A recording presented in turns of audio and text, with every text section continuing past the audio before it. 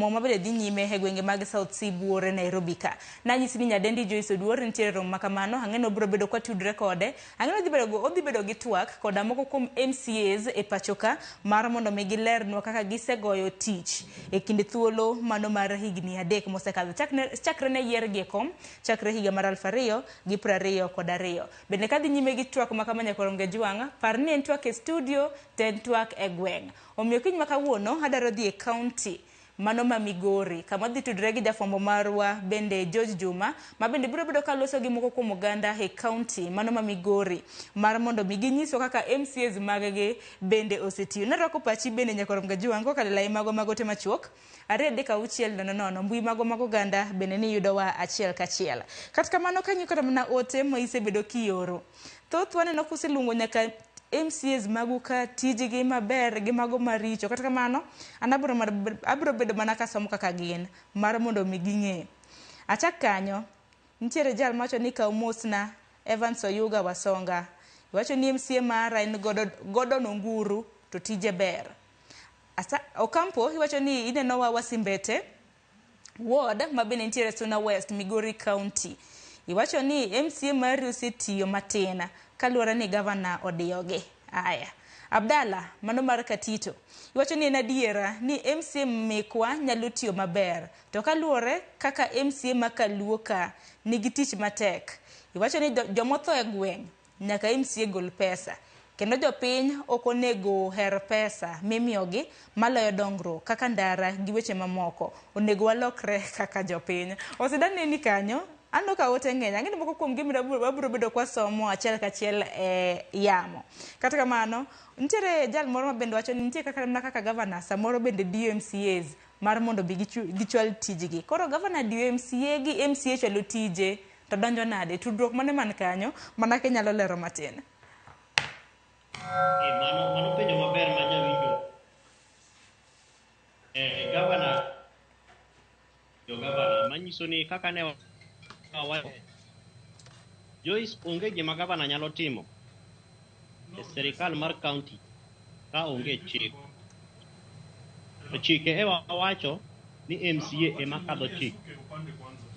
Chik mar chwalo omenda mar county, gavana ok nyal tiyo gi pesa mar budget ka jo county oko kadhe, jo county assembly oko kadhe. To ng'eni pesa no, wach mar budget no omako gik mang'eny, from service delivery manyiso ni tije mopogore mag county, recurrent expenditure manyiso ni chudo mag ji, nyiewo kata mana pi minyalo modho e ofis kacha, weche mag mafuta mag mtoka ma kata ambulance nyalo ringo godo. Awinjo ka jawinjo moro wacho ni gichulo pesa e liel.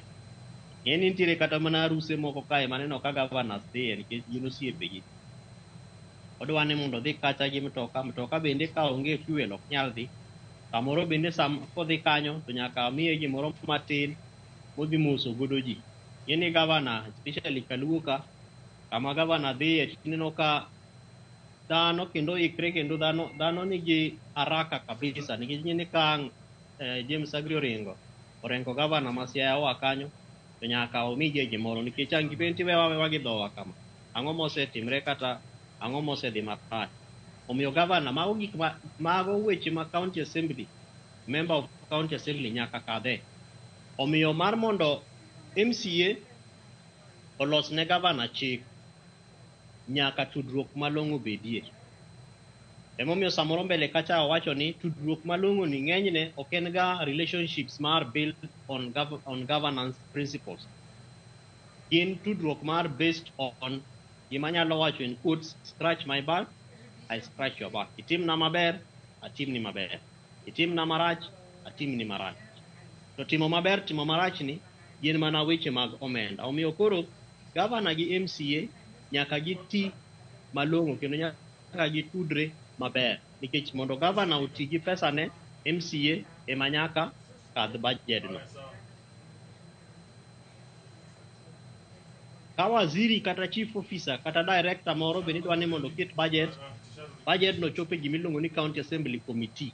Kacha ok en committee mar chief officer kata mar director, en committee mar jok moyier miluongo ni MCAs. omiyo tudruok be nyaka bed kanyo maber. Omiyo samore counties moko awinjo ka ji wacho ni chief officer kwayo mondo gilos pi. To kochope county assembly committee mar water to MCA chair mar MCA penjo ni but where is my ward here? Budget no kwanyal kadho. Koro nyaka duoke chien monyis governor through the CEC ka ji bete budget kata ka ngine ndara e jam gigo mbaka kata kunde ma ji rome ka. To nyise ni budget ma watiro chajo committee odagi nikech chairman mar committee is a very powerful person. Koko luongo bura to onge gimang no dhi mbele. Chairman wacho no bende nyaka waketne gimoro. Miyo governor nyise to manye ne waje moro wamu ketne. To kose ketne tineno ka bange budget ikadho kendo shughuli go dhi maber. Emomiyo katiba mane wakadho Sharon nitiere gimiluongo ni IBEC. Well, not IBEC but CBEF. Which IBEC at national level mabedo chair the deputy president, but nitiere gimiluongo ni CBEF. County Budget and Economic Forum. Mato iloso gi jo county gi jo piny. So CBEF is a very powerful tool, especially kaluwore gi weche mag budget. To ng'enyne mana jogo ma chiegni gi jotelo, samoro ne in campaign manager, samoro in chairman mar boda ma bende powerful, ma chiemoro kiwacho ni ndara governor ok kal ka. To adier governor ok kal nikech inyalo loro ndara no gi jo board. Samoro in bende kaka wan toke kama nitie ni badhe ka nitiere Missouri Beach. In a chairman mar beach unit. Mabe chiemoro kiwacho ni kawuono onge rech mang' mokal ndara ka kadhi bondo.